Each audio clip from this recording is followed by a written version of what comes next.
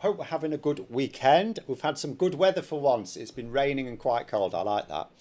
But and in a way, raining on Nigel Farage's parade with the latest court ruling. Let us discuss first of all, for those who do not know. Some of you may not know exactly what's going on here, so let's just go explain. So there's a hotel in Epping, which is round London. Anywhere down south for me is London, but I'm pretty sure it is actually London somewhere. And it was being used to house some asylum seekers.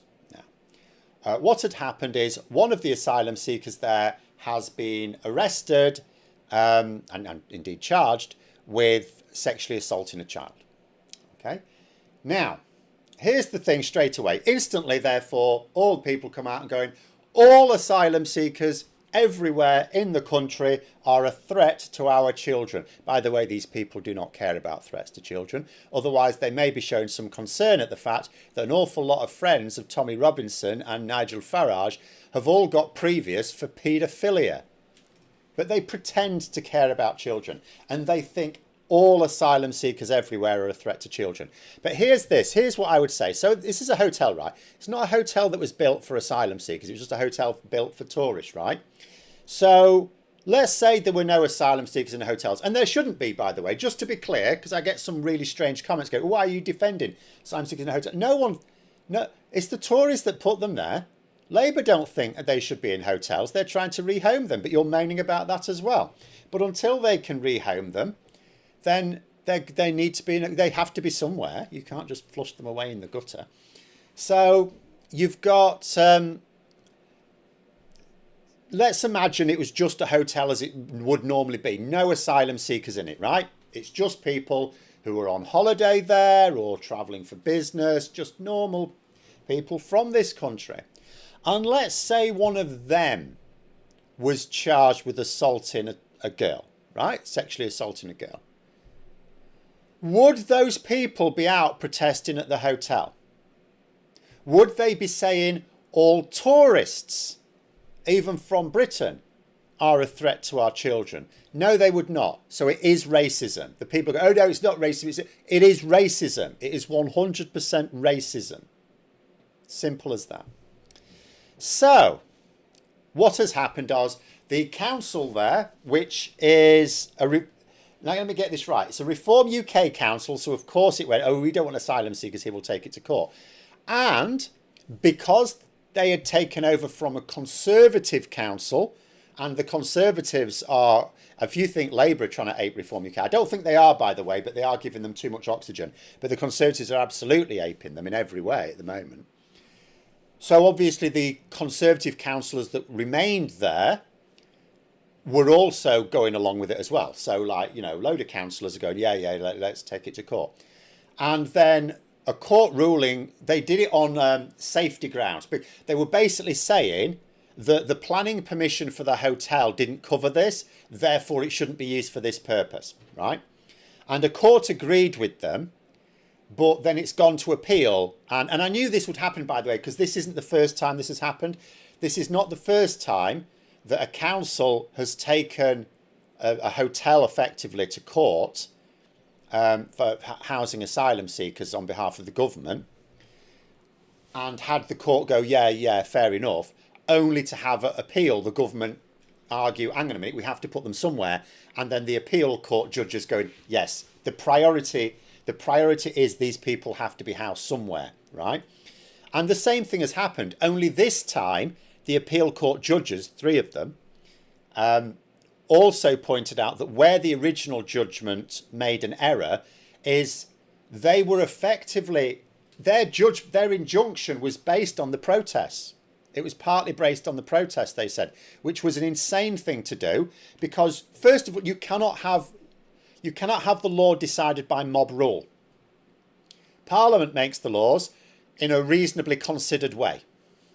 We don't always think, I mean, people on both sides of the divide will not always think they're properly considered, but there is a lot more consideration that goes into the law as produced by Parliament, with its first reading, second reading, debates, committee stage, third reading, vote, House of Lords, same shebang, back to the Commons, another debate, vote, right?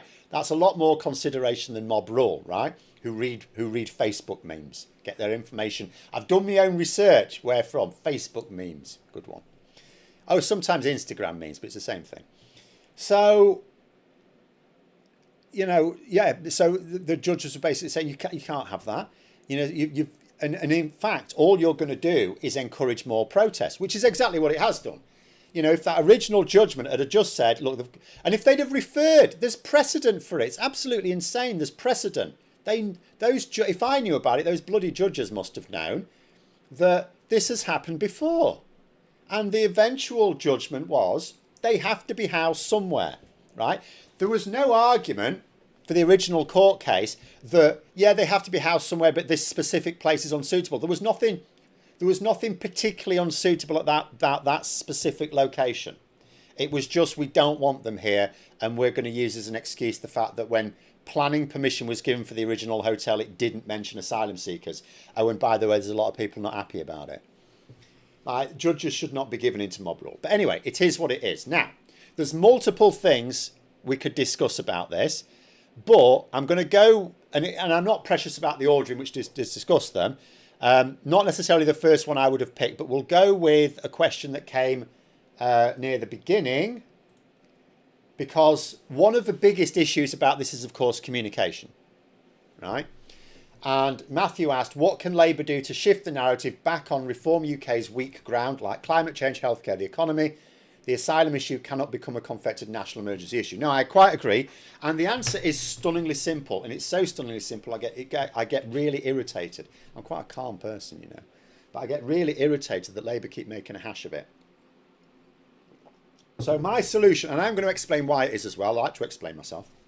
My solution is simple. Labour should stop talking about asylum. Answer questions on it. I don't mean blank the question. So when journalists ask what you're doing about this, happily tell them, but don't feed the fire. And I'll give you two reasons. Matthew's alluded to one of the reasons, but I'll give you a second reason as well. I've mentioned this before. I tried to find it before the show. I can't find it. I've done a video on it, but I then have to try and find the video. I need to record these things better. I need to keep my receipts better.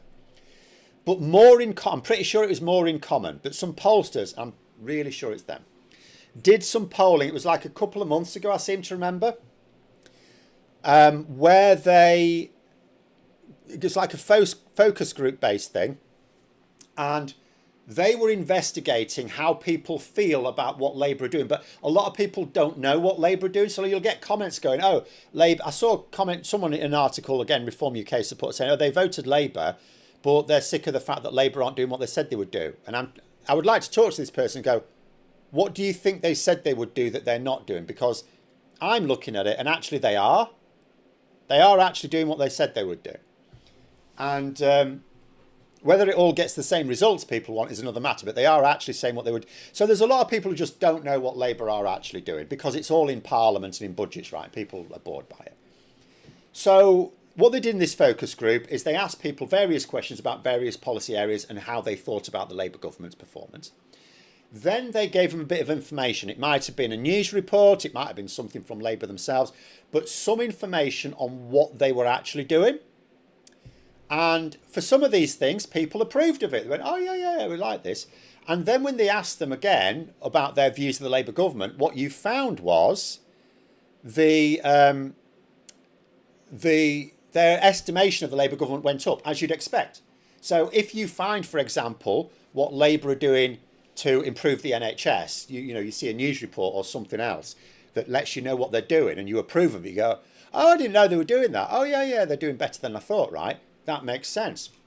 Now, when it came to asylum, and this was, I'm pretty sure, a news report. It was a news report on what Labour were doing about asylum. Well, specifically the small boats problem, the people smuggling, the smuggling gangs, specifically, the illegal side of it. And what they found was that the people in this group approved of what Labour were doing. They approved of their actions, right? So again, you think to yourself, so they didn't know Labour were doing this. They now learned Labour were doing this. So they would then think, oh, now that their opinion of the Labour government would go up, right? Went down. it went down. Now, unfortunately, I wish they'd explored this a bit more. They didn't explore exactly the reasons for that. This is my problem with focus groups. It's very good for forming hypotheses, but you need an actual survey. You need a poll, a proper one, to be able to pin it down. But it occurs to me there are two possible reasons why that group would have approved of Labour's policies, what they were doing, but finding out about them means that their view of Labour comes down. Two possibilities occur to me. The first is they were thinking to themselves that Labour weren't doing anything about this issue, and now they've found out they were, but they're upset that it hasn't solved it, because they think you can solve this overnight, right? So it may be that they're thinking, and this is what I would like to have seen it investigated. It may be that they're thinking to themselves, oh, well, we didn't think you were doing anything. If you weren't doing anything, then you could do something and solve it. But now we know you are doing something, but you're still not solving it, so you must be shit. The second possibility is that they approve of what Labour are doing, but don't think it's enough.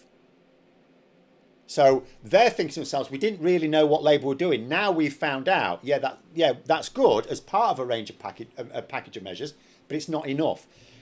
And it doesn't matter which of those is true. What is true, what doesn't need a survey to tell you is, even when people find out what Labour are doing, it makes them think more poorly of Labour, finding out about it. So that should be incentive enough for Labour to just stop voluntarily talking about it. Don't blank reports. If a reporter asks you a question about what you're doing on Asylum, don't say, I'm not talking about it. That'd be just stupid. Tell them, but just don't volunteer it.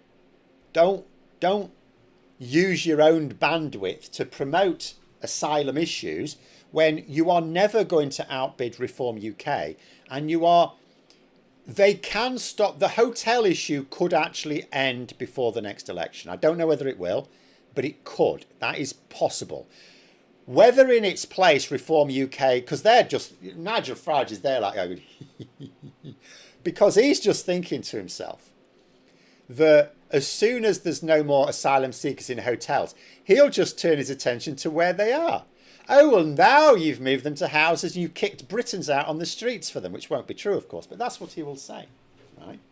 So you may end up just swapping one problem for another, but they're certainly not going to stop the small boats. Not only do they, and I do know their policies, none of their policies will stop the small boats. More to the point, they know that. They've openly admitted that the small boats will still be a thing at the next election. They can't win on asylum. So that's one reason. But the other reason is, as Matthew alludes to, if you stop doing press conferences on asylum issues, still do the press conferences, talk about the things that Labour is strong on, that people don't necessarily know is going on, and Reform UK are weak on. Workers' rights, renters' rights, house building more homes, right? I wouldn't say climate change, because although majority of the public are in favour of action on climate change and are in favour of net zero, a lot of them don't know a lot of the details. So I would change it to clean, secure energy. That's your drumbeat, clean, secure energy. Why? Clean, everyone wants clean everything, right? Clean rivers, clean air, clean energy. Clean is a good word. In politics, you need to twin good words. This is known. This is maybe not chapter 1, but it's very early on in the book of political communication. Twin nice sounding words like affirmative words with your policies and very negative words with things you're opposing, right? So when you're opposing a policy of someone else, use very negative words to tie it to it. And when you're talking about things that you're doing, that you're promoting, very affirmative words. So clean energy, good. Everyone likes clean energy. Secure energy as well, because then you can keep reminding people, you can keep saying, your energy bills doubled. That's only a few years ago. Remind people, your energy bills literally doubled when Russia invaded Ukraine. Why? Because when a petrostate is at war, whether they are invaded or whether they are the ones invading. When a petrostate is suddenly at war, your energy bills skyrocket. Why? Doesn't matter that we don't buy the oil or gas from them. We pay the international prices and the international prices go up. Keep banging that drum. Keep banging it, because then you'll get people to think twice about Nigel Farage talking about the North Sea, right? But also it allows you to say, but do you know what doesn't go up? The cost of solar and wind, or nuclear as it happens, but solar and wind. So then you get to plug that. You know, it's really, it's not difficult. Other things that you could, again, discuss things where Labour is strong, Reform are weak. You could talk about Ukraine. I wouldn't talk about it loads and loads because you don't get votes in foreign affairs. But nonetheless, that is something where the public are on Labour's side and they're not on Farage's side. Keep putting him on the spot. Keep putting him on the spot. See if he'll trash Putin one day. He won't. Other things.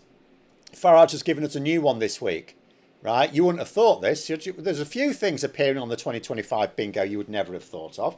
One of them is giving money to the Taliban. Labour can come out and say, we are going to make it really clear, right? Do you know what our policy is? Really clear, just to be clear, so there's no misunderstandings. It is our policy. All these people, right? They keep going on about me, going, Phil, why are you supporting billions of pounds being wasted on hotels for asylum seekers? I'm not, and nor are Labour. This is the Tories that did this. Labour trying to get rid of it. It's an absolute waste of money. Shouldn't be doing it at all. But Farage wants to give money, billions of pounds, to the Taliban. Now, he claims it would just be a share of 2 billion, but we know that the Tories gave 10 billion pounds to the Rwandan government for 1,000 asylum seekers when they only took 6 in the end. But it was supposed to be for 1,000 over 5 years. And that was it. And that was written into the Rwanda agreement, by the way. So that's not just me coming up with numbers. That was written into the agreement. 1,000. 10 billion pounds they were going to pay for that. So they are, if they're talking about more going to Afghanistan, that's more than 10 billion straight away. So they're talking about giving billions of pounds to the Taliban. So Labour can come straight out. They could say that because that can bash the Tories and Reform UK in the same beat, can't it? The Tories wanted to give the Rwandan government 10 billion pounds for 1,000 asylum seekers. That's totally accurate. You can produce the documents on that. So Nigel Farage, he says he wants to send even more to Afghanistan. So he must be wanting to, no matter what he says, he wants to pay them more than 10 billion. We have a policy of not giving any money to the Taliban. How about that? How about that for a difference? You could promote that. There's loads of things. Anyway, catch up with some comments. Vince, could you give Labour the ISBN number of the book they appear to have lost their copy? They have. They do not appear to be reading it at all. I am absolutely available for Zoom calls. I can give them weekly refreshers on how to communicate. Because I'm sorry, and I know I'm constantly attacking populists for making things sound easy. And I'm not saying the messaging itself is easy, because you've got to make sure use the right phrases. Don't talk about pissing islands of strangers, for Christ's sake. You've got to use the right phrases. You've got to get the pitch right. There's all sorts of things that are difficult. But the general thrust is easy. Stop talking about the things that make you look unpopular. Start talking about the things that the public would like. It's maddening. Like workers' rights, popular. Nigel Farage is against them. The renters' rights, popular. Nigel Farage is against them. Clean energy, he's against them. More housing, affordable and social housing, he's against it. Not giving money to the Taliban. He's in favour of giving money to the Taliban. These are you could do Monday, Tuesday, Wednesday, Thursday, Friday, and then you can start again the next week.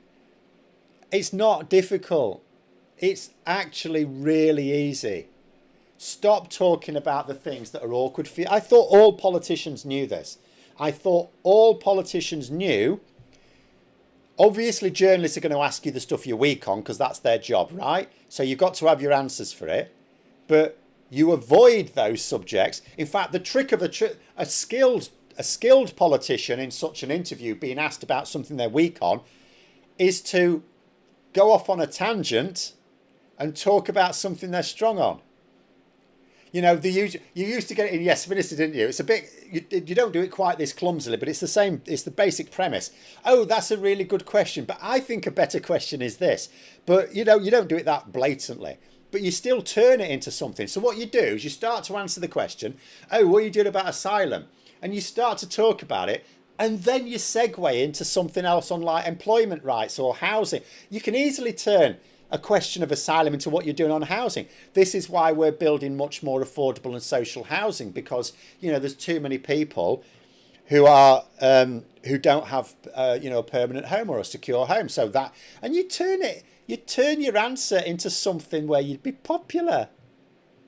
It's not difficult. The only difficulty is in preparing for, so because you know the sort of questions you're going to be asked. So you just sit around with your advisors and you work out, so how do we turn this question on asylum into an answer on the NHS or housing or clean energy or something? That's the only difficulty, and you work it out in advance. You don't even have to think on the fly, because you do all your preparation in advance. Because you know, journalists are very predictable, I have to say. A lot of journalists are really predictable. You know what they're going to ask you on. So, I mean, he does this for PMQs. He does it for PMQs. Why didn't he do it for journalists? Anyway, right, other things. Urban Legend say, I wouldn't say housing, they're getting the private sector to do it, so it's just money flowing from our tax shareholders, including UC Housing. No, that's not true at all. Obviously, most of the new houses that are going to be built are going to be privately built. Yeah, we don't have a Department for Housing that builds its own houses, right? But there are going to be council houses included in that.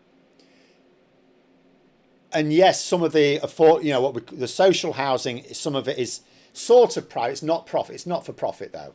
It's not quite the same thing. We're not talking about private landlords, buy to let or anything like that. Yeah, so that money still comes effectively privately.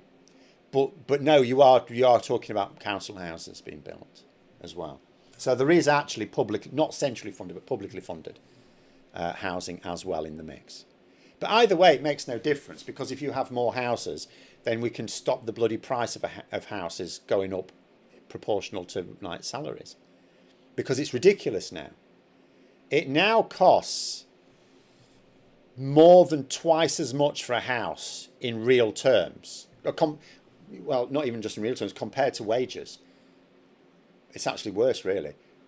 More than twice. I think it's about 2.5 times as much for housing now compared to average salaries as when Labour first came to power in 1997.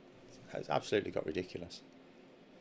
And it's because we haven't built enough. It's really, well, partly, I suppose, part of it is because wages also went down in real terms. But, you know, the big chunk of that is we just didn't build enough houses. Knocking houses down but not building new ones. And that's where, as well, the housing figures should be a bit different, because often they do housing figures based on just the number of new houses built or homes built. It's not always houses. Number of new homes built. But, like, it should be how many extra houses have we built, because you're also knocking old houses down, right? But anyway. I remember politics when the maddest policy was taking kids' milk away.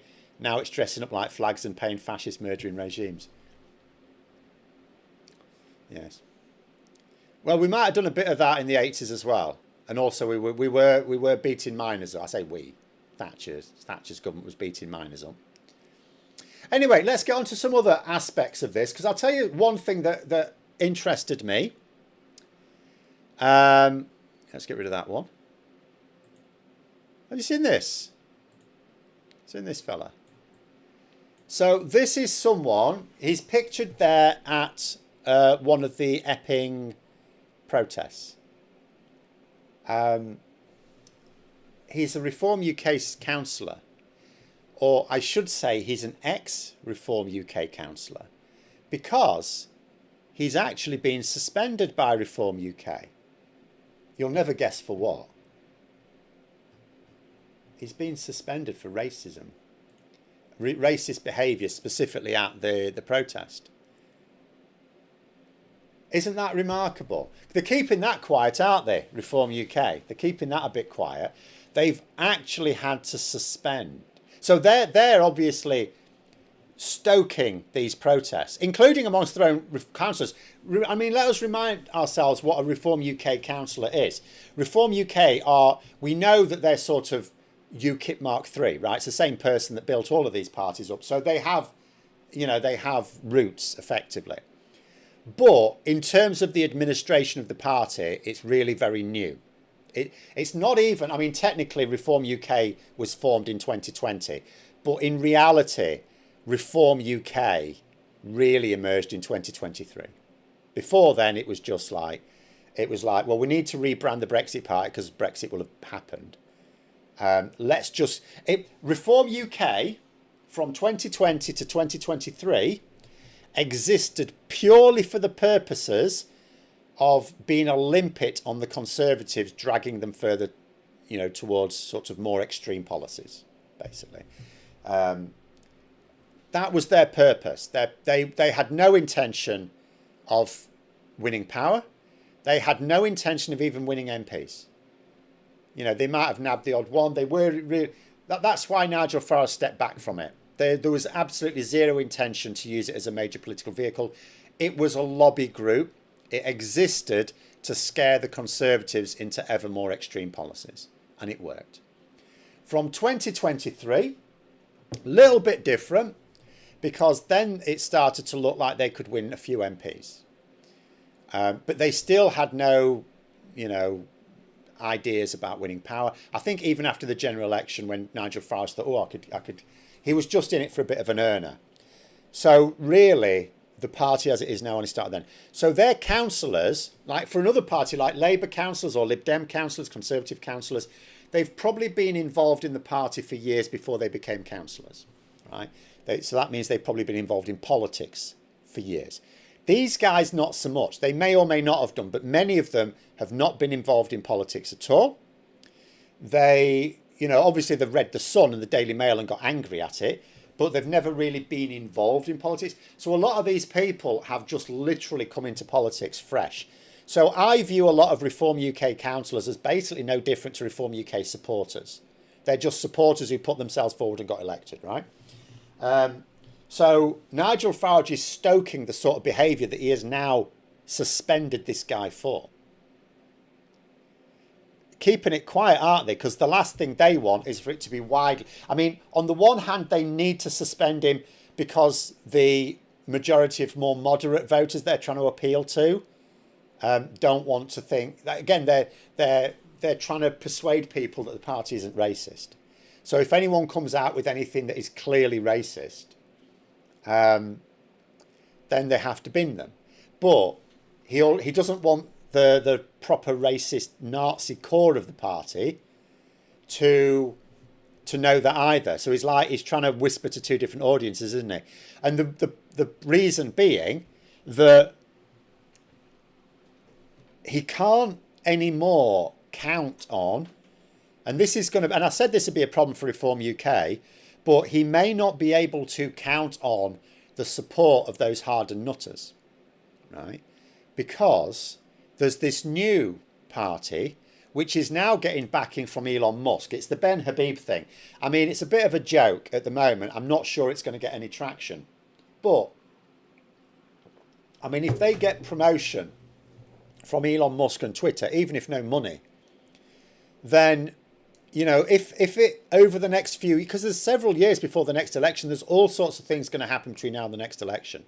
I really do keep saying to people, I'm not saying to people don't panic, because the risk of Reform UK forming a government is too horrendous to contemplate, right? And yet we might have to contemplate it.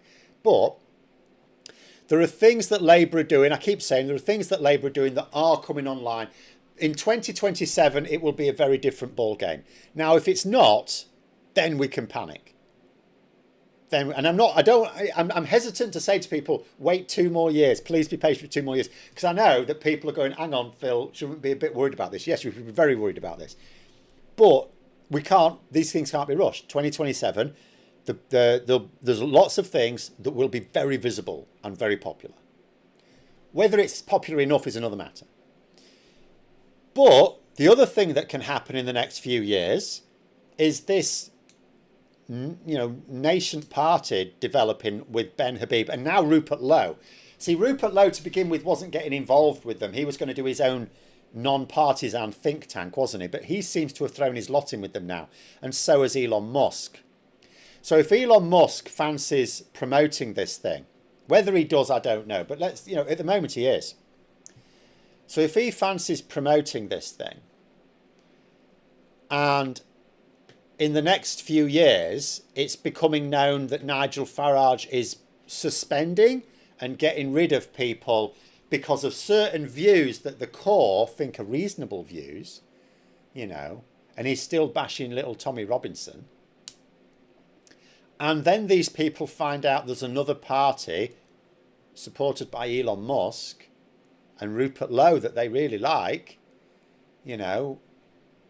Reform UK could lose some votes. I mean, I keep saying the problem I have, the problem Labour have, but it's also my problem, is although Labour can win a lot of support back once the stuff they're building is built and people can see it, and more importantly, access it and feel it, that doesn't diminish Reform UK's vote that much. It might put Labour on about where Reform UK are at the cost to other parties. But Reform UK have mostly been swelled by Conservative votes. So really, it's like you need the Conservatives to do better. You need the Conservatives to do better to bring Reform UK down.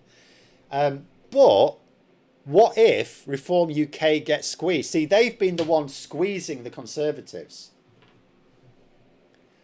What if they get squeezed? What if the Conservatives get rid of Badenoch, get someone with a bit more brain in, right? They may not. They may get Robert Jenrick and the whole thing will get way worse, right?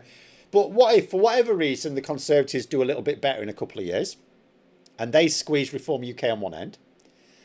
The Lib Dems as well. Remember, the Lib Dems will, but the Lib Dems are not really in competition with Reform UK. What if Labour also squeezed them a bit with best start centres, better access to the NHS, better wages, more housing? So what, if they actually do find a way to get energy bills down, at least in some areas, which they are. I mean, from next year they are doing, but it's not mapped according to where Reform UK is strong. It's where pylons are, right?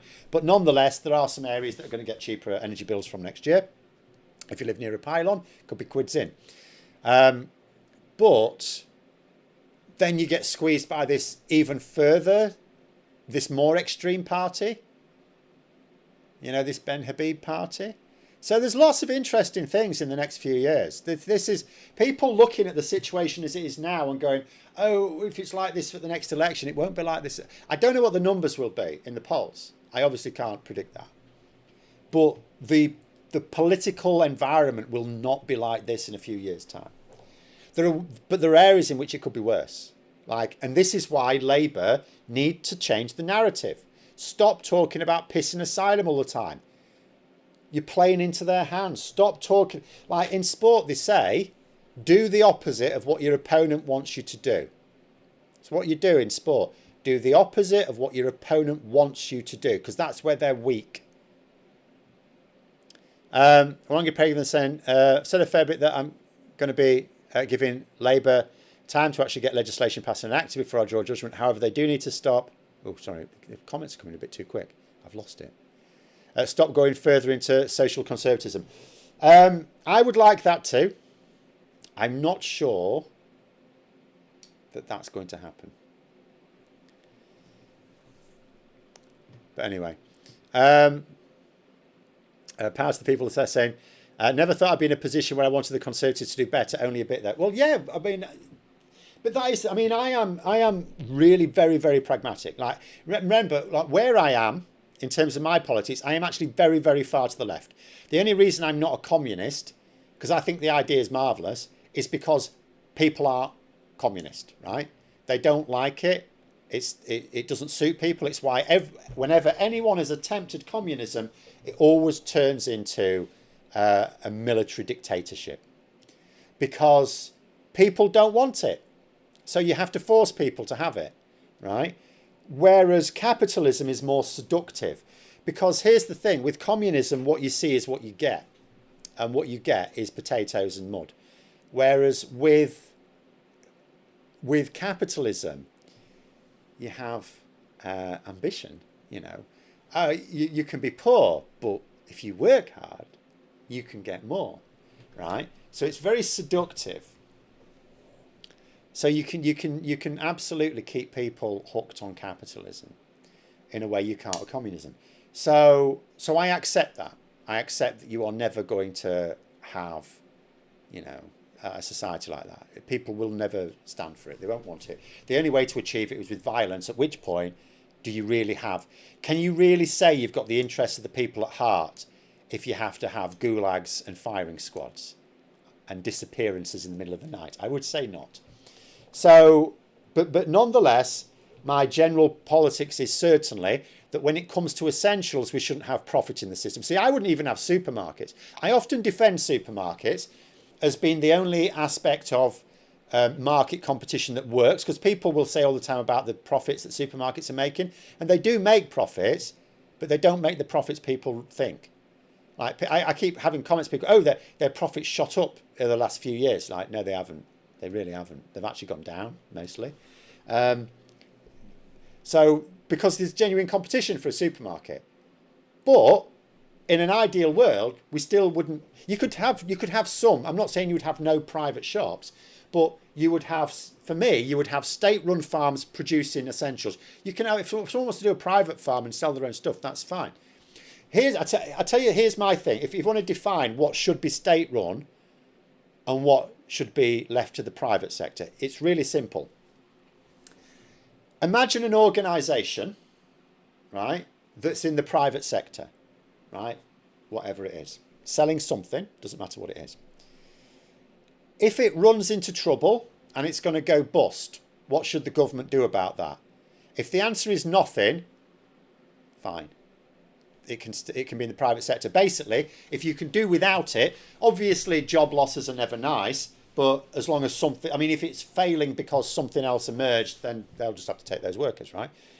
But but can the country afford that organisation to fail? If it can, then it can be in the private sector. If it can't, if you have to bail it out, then it shouldn't be in the private sector. That's my attitude, really. So I'm very far to the left, the convoluted point I'm making. But I'm not going, we demand this, we need to do that, Labour is wrong, they should do this, because I know I'm in the small minority. So I compromise. I've spent my entire political... At the moment I decided I wasn't a Trotskyite, that is someone who wants a violent revolution to enforce my own political ideology. At the point at which I decided that's not for me, the only rational decision to make was I'm going to have to accept that we're going to have an imperfect world, even with the best government imaginable, that it's going to be imperfect because the majority of people do not agree with me. You know, I am an extremist. And when you think like that, as soon as you get that mindset, then you become a lot more reasonable. So, you know, I accept that Labour are going to do a lot of things that I don't approve of. You know, it's really weird comparing this Labour government with the last Labour government. The last Labour government did a lot of things socially I approved of and economically that I didn't. This Labour government's doing a lot of things that I approve of economically and not at all socially. And I just keep thinking, can we not have a happy medium somewhere where it's like some economically good stuff and some socially progressive stuff? Why does it have to be one or the other? Does it always have to be one or the other? But it is at the moment one or the other, I think. Wendy there saying, supermarkets use bread and milk as loss leaders, biggest markups, the chiller and freezer cabinets. I don't know about individual ones. I mean, the thing about milk, though, I will say, is that then screws farmers over, of course. So I don't approve of that either. The fact is that milk should be more expensive, but people should have higher incomes. Remember, our incomes dropped. Well, mine didn't, but, you know, generally speaking, as a population, our incomes dropped in real terms over the Tories' period of power. So milk should be more expensive because farmers should be paid more for it. But we should have more money to be able to afford the more expensive milk. Urban legends say banks should be nationalised. In a sense, yes, because so if you want to really go into it, into my political philosophy, so let me give you a problem and to explain my solution. Pharmaceutical industry is a prime example. So privatised pharmaceutical industry, right? And they're developing treatments for ailments.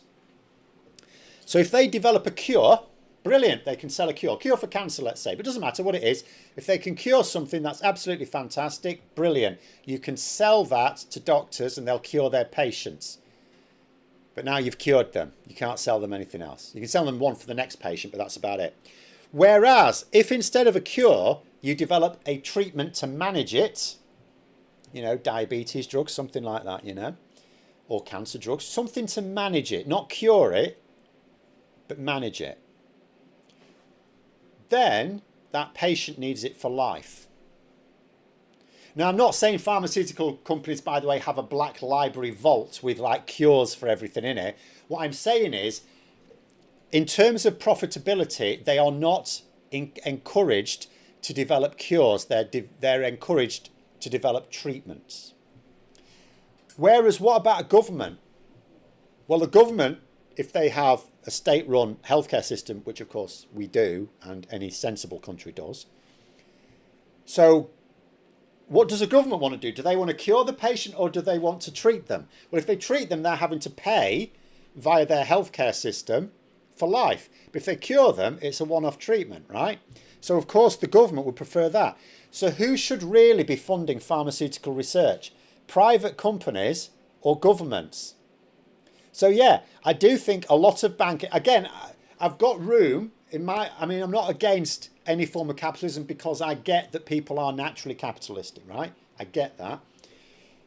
So there would be room, I'm not saying there'd be no such thing as a private bank. There would, if someone wanted, you know, a private loan for some non-essential or business expansion or something, go to a private bank. But the state should have its own banks for funding things like pharmaceutical research, housing. So again, in my socialist utopia, you have a private housing market. If you're rich and you can afford a house design, you're going to buy some land, right? There's not all of the land is like owned by the state. You know, some of it can be private, whatever. As long as we've got enough for the state's needs. And if you want to like build your own house at your expense and you're rich enough to do it, that's fine. But the state would build houses, physically build houses, all of them. So it would need a bank for that as well. And the way it would work, when you're ready to leave home, as soon as you've got a job, as soon as you're in the world of work, you get access to a home according to your income. And you pay a percentage of your income. So it's like a mortgage, only you didn't need a deposit or lawyers or anything. You just go to the local council, say, I need a home. They'll find you something appropriate. Might just be a flat if you're just like 18 or something, or it might, whatever. Depends on your income, what you can pay. You pay a certain percentage as like a tax, effectively. And if you pay it off, if you get to a certain point and you've paid it off, then you don't own it. It's still the state's. When you die, the state takes it back again, but you don't pay any more. So like that's your incentive to pay it off earlier. But it also means if you lose your job, then you don't get kicked out because the state just said, well, you know, you've got this ledger, you know, that's not getting any healthy because you're not paying it off, but you don't get kicked out either. And it'll be cheaper, it'll work out cheaper because you're not having to pay, you know, profits to a bank. This is I could go on forever about my you know, these ideas. But I also get it's not going to happen. If I was made Prime Minister and I had the willing backing of a majority of MPs, I couldn't do it. I couldn't do it. You can't, because you'd have to build up the nation from the ground up. You just couldn't physically do it. And I get that. I understand that. But that is nonetheless, if I could create my socialist utopia, it would, you know, literally anything that's essential would be managed, would be provided by the state.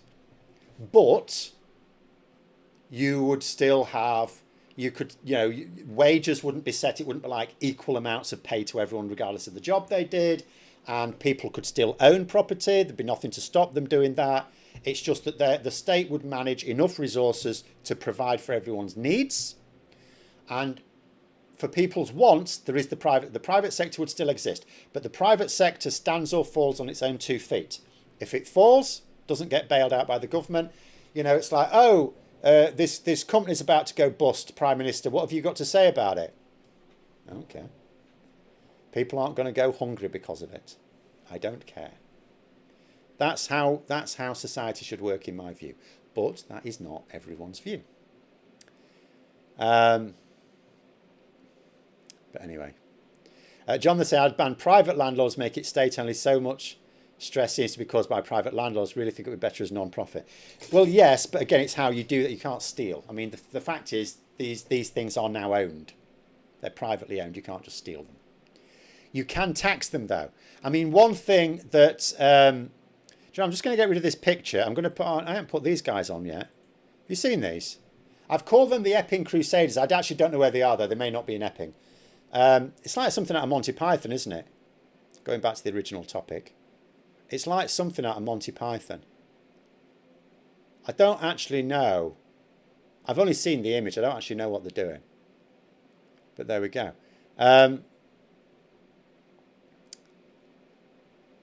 But, yeah. Anyway, catch up with some comments. Is this about pharmaceutical companies? They're even casting green eyes over to America, where they could charge £85 for a sticking plaster or £3,000 a litre for blood transfusions. Well, so the situation in America, I mean, this is how it works in America. So you have private health insurance, and what the private health insurers did is they went to hospital. There was a time where healthcare in America was privatised, but it wasn't like gouging like it is today. What happened was the insurance companies came along and they went to the hospitals and said, look, we're going to do a deal with you, right? You need to jack up your prices. You massively jack up your prices. And they went, we won't get any customers. It says, no, you will. So what happens is we're going to sell insurance, right?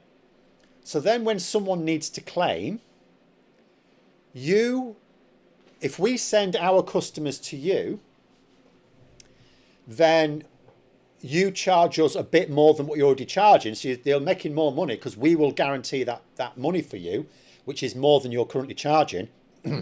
But it allows us to sell as a discount. So what happens is hospitals increase their prices to 5 times as much as it really needs to be, even to make a profit. They jack it up by 5 times as much. But they only charge the insurance companies twice as much.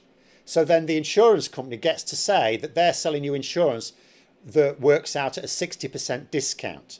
So they're selling you a 60%. They're not really. They're selling you healthcare that costs twice as much, but they're pretending they're getting a discount. So the hospitals make more money. The insurance companies make money because they look good because they're like, oh, it's a really good deal. We're getting like 60% off. And it's all just a con. And yes, Nigel Farage wants that in this country, where not only do you have to pay for healthcare when you need it, and you may be poor at the time you need it, right? So you may not be able to afford it. But not only does he want that, he actually wants the American system whereby, even for those who can afford it, you're going to be absolutely gouged, paying 5 times more than would even happen in a private hospital in this country right now. Please do a video about your utopia. Sounds well thought out, a lot of clever ideas. I absolutely promise you, if I did a video on it, it would bomb. Absolutely promise you. And the reason is, I'm going to have to butter you up here. I try, and I have consciously tried to cultivate an audience that is practical. Because that's what I want. There's plenty of populists out there on YouTube. I have to get rid of those because they're cramping my style a bit. They're hiding my sword as well. There are plenty of populists out there who just want people to be... Ideology is very... I have an ideology. But if it becomes your master, it becomes very, very dangerous. If you have fixed ideas based on ideology rather than facts, because they shouldn't ever be fixed, because you can fix them on facts, but if the facts change, then your ideas need to change. So... yeah, so I've deliberately cultivated an audience of practical people. So the last thing practical people want to see, even if it might be mildly interesting to some of you, is a video about my ideas that will, even I, if I was made Prime Minister tomorrow, would never even attempt to put into action because I would have no idea how to do it. I don't think it's possible. I do not, because the amount of money you would need to buy off everything you would need to do it would be, I'd have to literally, I think actually if I was made dictator for life, I would not, and I could approach it over a period of time. I don't think I've got enough life left in me to see it come to fruition, something like this, if you were to do it slowly but surely. So yeah, I don't think, they're not practical ideas. If you could design a country from scratch, maybe, but not a country that's been like around for centuries.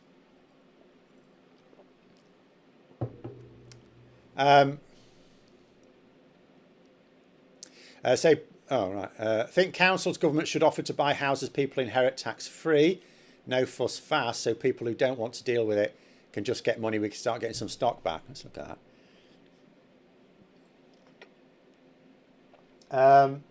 What, so you think people would just give away their house? Wouldn't they just rather pay the tax? Because first of all, I mean, a lot of houses, remember, the house has to be worth at least $500,000 before you pay anything on it. Because you don't pay anything on the first $500,000. And it might not be the first million, indeed. So it'd have to be a very pricey house. I'm not sure someone with a £1.5 million house is going to give it to the government. Like, even if they have to pay 40%, which is 600 grand, they still get 900 grand out of it.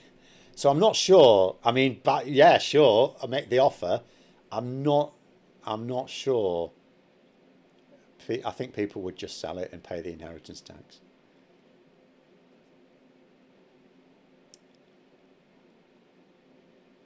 Tomorrow should be how many races does it take to pull up a flag properly? Well, I mean, some of them do. They're not all rubbish. I mean, I'm looking at a photo here of... I don't know the man's a racist, by the way. I don't wish to... But he's there at the... I'm looking at a photo of the Epping protests, which is a racist protest. I accept that there might be some people in there who've been misinformed and are not necessarily racist, but it's a racist protest, right? And this fella's carrying a union flag, and he's got it the right way up. So they're not all idiots.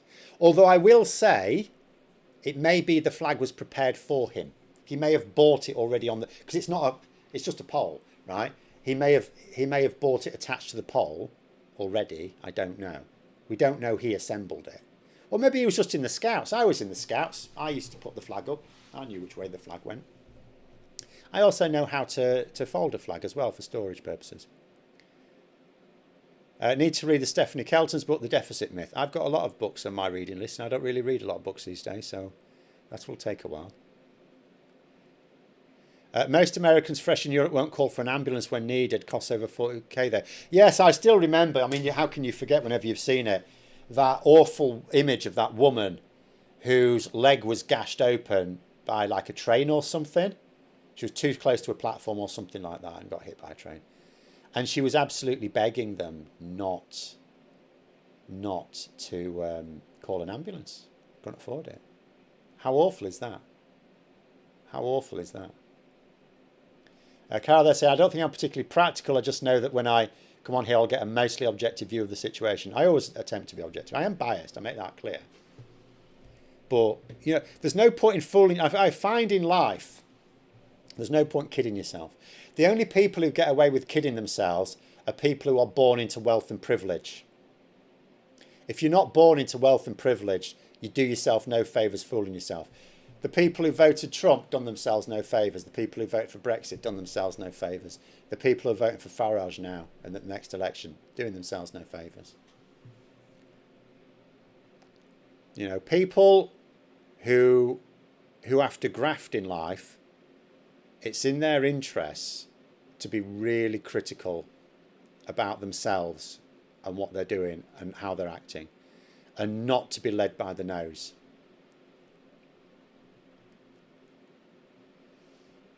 Will Starmer have a torrid time at this year's Labour conference? I don't know. I mean,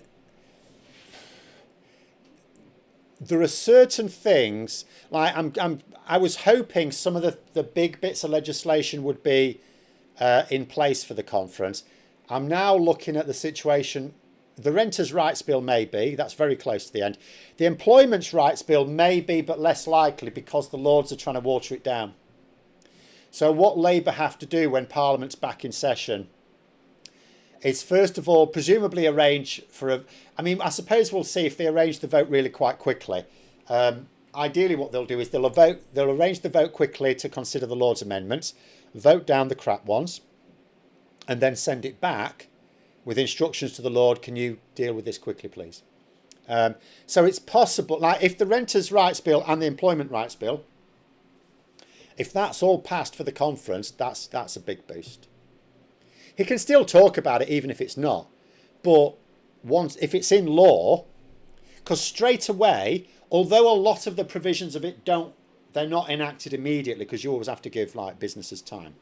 So some of it's being enacted next April, some of it next autumn, and then the rest of it April 20. So by April 2027, all of it's fully in law. But the bits that come online immediately are the repeals, because a repeal, obviously, once that's passed, that's it, of the anti-strike legislation that was passed by the Tories. So there's like two bits of anti-strike legislation that the last Tory government introduced. They're immediately gone. So that'll be a big boost. But yeah, obviously, going to conference... Although some people are egging it on, going, oh, Reform UK are 15% ahead, 15 points ahead in the poll. No, they're not. That's a shit poll. But it doesn't matter. They're still way behind Reform UK. There's no point quibbling over the odd point. They are significantly behind Reform UK. That is not a great position to be going to conference with, especially as if he could go in going, look, chill, people. You've got all this stuff coming online. People just don't see it yet. They will do. We're fine. We're golden. That could be different, but they're not even pretending to do that because they know they've messed up. They messed up over the winter fuel allowance. They messed up over the disability cuts. You know, yeah. So he may have a torrid time. I don't know. But he has at least got things he can sell. Whereas Kemi Badenoch, I mean, what's she got to sell? I tell you, I mean, I know what Kemi Badenoch's speech is going to be because she did an interview for the Sunday Times, which I reckon was a dry run for it. Her speech is going to be a combination of what a mess she was left. I mean, Starmer will play on that theme as well. We were left with a mess. I mean, that'll be a big theme of his. But she will complain about the mess she was left by the same party, by her own party, and how great she is. So, you know, we will see. We shall see. Dory there saying, just listen to the first bit of stream. Why don't those of us with a Labour MP send them the link to it? Should be required listening for all with such depressing comms issues. The thing is, there's a lot of MPs are probably quite fully seized of it, and they don't know necessarily how to get through to Downing Street. Right. And you can imagine the problem is, right, and this is, I guarantee, I don't know exactly what the mood is inside 10 Downing Street, but I can bet, because I've seen it myself in other organisations, when you're under the cosh, right, when everyone's attacking you from all sides, as is happening with the Labour leadership, you go into fortress mentality. Well, one of two things happens. First of all, you can actually face up to your failings, and you can have the balls to stand up and go, yep, we messed up, we need to put it right. Or what usually happens, you go into fortress mentality and you get very defensive about everything. I've seen it in all sorts of situations, and I reckon that's what's happening there. You've already got groupthink taking over, and I warned about that before the election. I said, for God's sake, don't get a load of advisors in, like Sunak did, who all think the same way. That's exactly what they've done. They all think the same way. So they're all telling each other that they're all fine and it's fine, and everyone else don't understand. So if anyone in Downing Street listened to what I said, they'd say, oh, he doesn't understand, he's just some Yorkshire gobshite, right?